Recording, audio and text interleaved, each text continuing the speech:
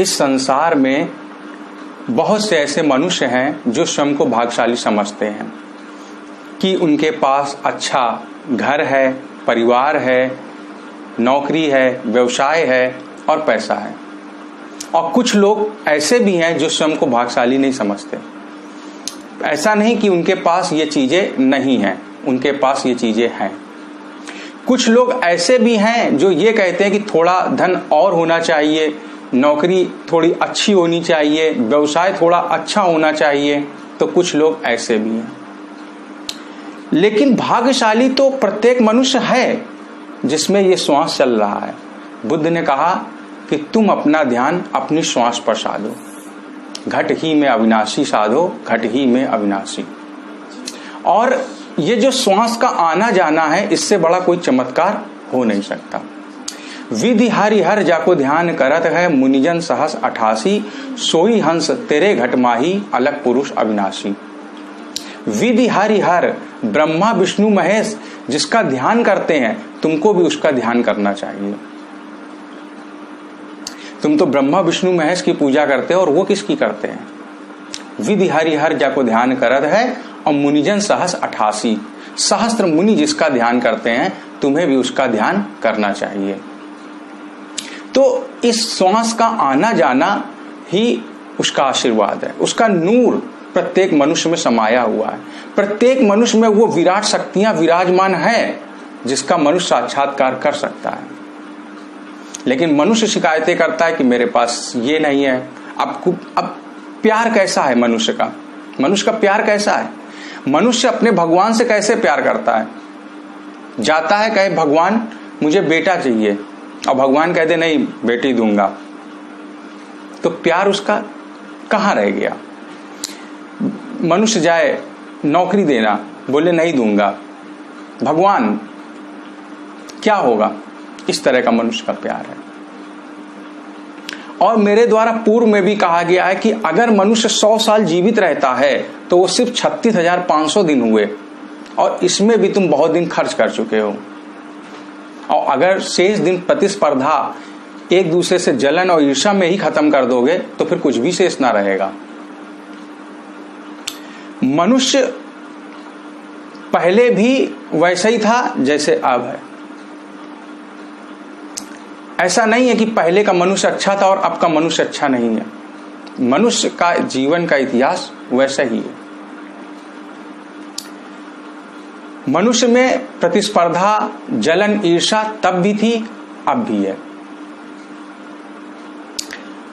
और पहले का मनुष्य इस तरह का था कि जो शराब पीता था, जुआ खेलता था और जुए में अपनी पत्नी को हार जाया करता था। लेकिन आज का मनुष्य समझदार है कि जुए में अपनी पत्नी को हारने से पहले 100 बार सोचेगा। ऐसा भी मनुष्य था। बात है इस ज्ञान की, ध्यान की और आनंद की। तुम अपने जीवन में उस चीज का आनंद ले सकते हो। ईर्ष्या को छोड़कर एक बार गौतम बुद्ध अपने शिष्य सारिपुत्र के साथ जा रहे थे और उन्होंने देखा रास्ते में कुछ बच्चे रेत से घर बना रहे हैं और एक दूसरे से प्रतिस्पर्धा कर रहे हैं कि एक दूसरे से बड़ा घर बनाने की कोशिश कर रहे हैं। अचानक एक बच्चे का पैर दूसरे बच्चे के घर पर लग जाता है और वो टूट जाता है। वह गुस्से में आकर उसका भी घर तोड़ देता है और वो फिर घर बनाने लगते हैं। ऐसे करते करते शाम हो जाती है और उधर से कोई स्त्री आती है और कहती है कि तुम सबके चलने का समय हो गया है। और वो सब जो घर उन्होंने बनाए थे उन्हीं को वो तोड़ फोड़ कर छोड़कर चले जाते हैं। तब बुद्ध ने अपने शिष्य सारिपुत्र से पूछा कि तुमने यहाँ क्या देखा? सारिपुत्र ने कहा कि तथागत, मैंने यहाँ जीवन का सार देखा। इसी तरह मनुष्य भी ईर्ष्या करता है, एक दूसरे से जलन करता है और प्रतिस्पर्धा करता है और आखिरी समय में सब कुछ छोड़कर चला जाता है। तथागत ने उसे अनुमति दी और कहा सही है। तो कहने का मतलब ये है, मेरे द्वारा पूर्व में भी बताया गया है कि अगर किसी कार्ड में लिखा हो खाना, उसको पढ़ने से आपकी भूख नहीं मिट जाएगी, अनुभव की जरूरत है। किसी कागज में लिखा हो पानी, तो पानी लिखा हुआ देखने से या चित्र बना हो, उसको देखने से आपकी प्यास नहीं बुझ जाएगी जब तक अनुभव ना हो। इसलिए बुद्ध ने कहा कि तुम लिखी हुई बातों पर विश्वास मत करो, कि क्या बातें लिख दी गई हैं तुम्हारे मन मस्तिष्क में, क्या डाल दिया गया है, इस पर नहीं, तुम अनुभव करके देखो। अगर सूर्य है और चमक रहा है और हम उसका अनुभव करें कि वो गर्म है कि ठंडा है, तो हम उसको अनुभव से जान सकते हैं कि सूरज गर्म है।